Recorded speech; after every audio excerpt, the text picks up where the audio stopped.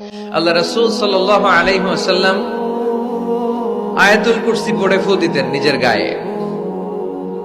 সূরা ইখলাস, সূরা ফালাক, সূরা নাস তিন কুল পড়ে ফু দিতেন। সূরা ফাতিহা পড়ে ফু দিতেন। এগুলো পড়ে হাত দুটো মিলাবেন, হাতে ফু দিয়ে মাথা থেকে পা পর্যন্ত মাসে করবেন। It's a protection from your Lord.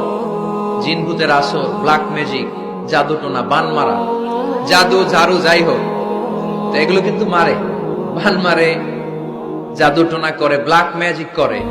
এগুলো থেকে আমাদের সোনামণিদেরকে আমরা প্রোটেকশন করাবো কিভাবে? ওদেরকে শিখাই দিব। সূরা ফাতিহা পড়ে, আয়াতুল কুরসি পড়ে, তিন কুল পড়ে তুমি হাতের মধ্যে ফু দিবা। ফু দিয়ে মাথা থেকে পা পর্যন্ত তুমি নিজেই মাসেহ করবা। তোমাকে প্রোটেকশন দিবে কে? আল্লাহ রাসূল সাল্লাল্লাহু আলাইহি ওয়াসাল্লাম বলেছেন, মান ক্বারাআ আয়াতাল কুরসি দুবুরা কুল্লি সালাতিন মাকতুবাতিন লাম ইয়ামনা'হু মিন দুখুলিল জান্নাতি ইল্লাল মাউত।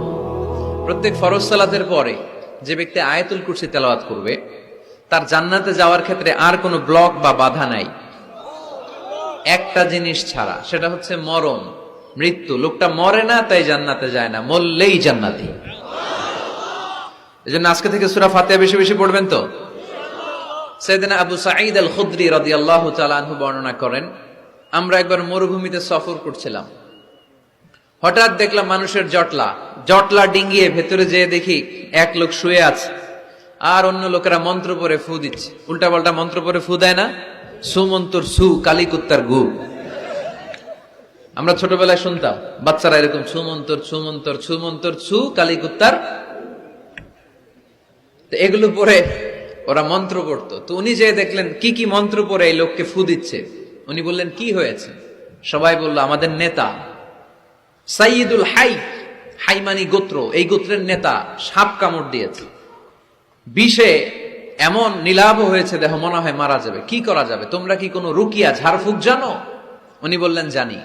তাহলে আসো একটু ঝাড়ফুঁক করো। উনি বলল শর্ত আছে, আমাদেরকে ছাগল দিতে হবে, এক পাল ছাগল। আরেক বর্ণনায় এসেছে 30টারও অধিক ছাগল।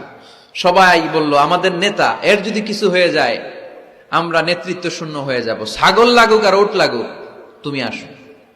বাড়ি বাড়ি যে ছাগল এনে, ছাগল রেডি।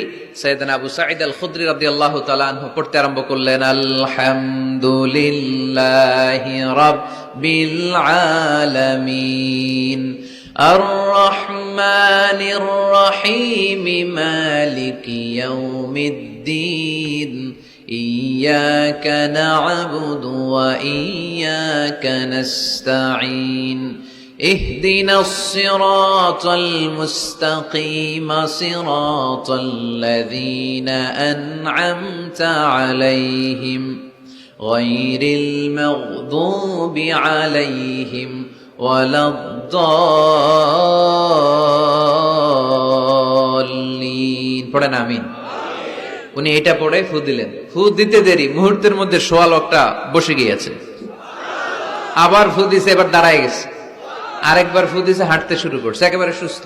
সবাই তো অবাক, টাসকি খেয়ে গেছে। আবু সাঈদ আল খুদরি রাদিয়াল্লাহু আনহু বলে, টাসকি পরে খাও, আগে ছাগল দাও। কারণ ছাগল দেওয়ার কন্ডিশন ছিল না।